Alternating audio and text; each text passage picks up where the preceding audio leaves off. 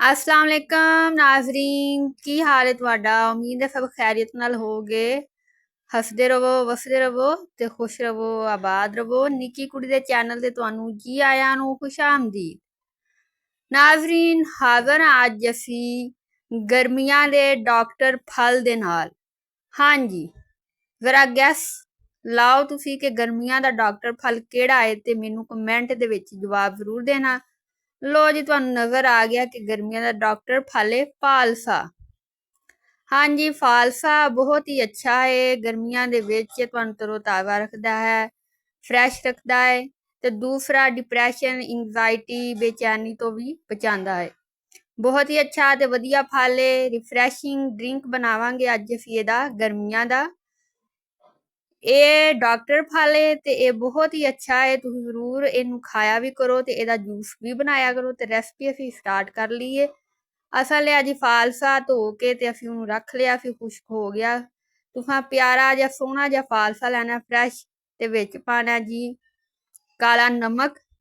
ਤੇ ਚੀਨੀ ਤੇ ਪਾਣੀ ਠੰਡਾ ਪਾ ਕੇ ਤੇ ਇਹਨੂੰ ਹੁਣ ਅਸੀਂ ਗ੍ਰਾਈਂਡ ਕਰ ਲੈਣਾ हाँ जी वेखो जी ए हुण साडा फालसे दा ड्रिंक जेड़ा तैयार हो रहा पौनी लैनी तुसां ते इनू लैना तुसां छान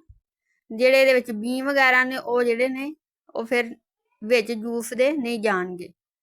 छान के ते अच्छी तरह तुसीं थोड़ा थोड़ा पांदे जाओ ते थोड़ा थोड़ा इनू इंज चमच नाल हिलांदे जाओ ते तुहाडा अच्छा जिहा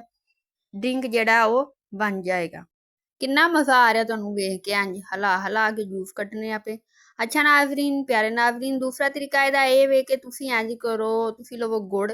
ਸ਼ੱਕਰ ਲਵੋ ਤੇ ਚੀਨੀ ਜਗ੍ਹਾ ਤੁਸੀਂ ਉਹ ਪਾਓ ਕਾਲਾ ਨਮਕ ਪਾਓ ਤੇ ਤੁਸੀਂ ਪਾਣੀ ਪਾਓ ਬਰਫ਼ ਪਾਓ ਤੇ ਥੋੜਾ ਜਿਹਾ ਪੁਦੀਨਾ ਪਾ ਕੇ ਉਹਨੂੰ ਗ੍ਰਾਈਂਡ ਕਰਕੇ ਇਹ ਵੀ ਫਾਰਸੇ ਦਾ ਜੂਸ ਜਿਹੜਾ ਅੱਛਾ ਜਿਹਾ ਤਿਆਰ ਹੋ ਜਾਏਗਾ ਚੀਨੀ ਨਾਲ ਵੀ ਤਿਆਰ ਹੋ ਜਾਏਗਾ ਤੇ ਇੰਜ ਵੀ ਕਿ ਦੋਨੋਂ ਤਰੀਕੇ ਬਹੁਤ ਹੀ ਅੱਛੇ ਨੇ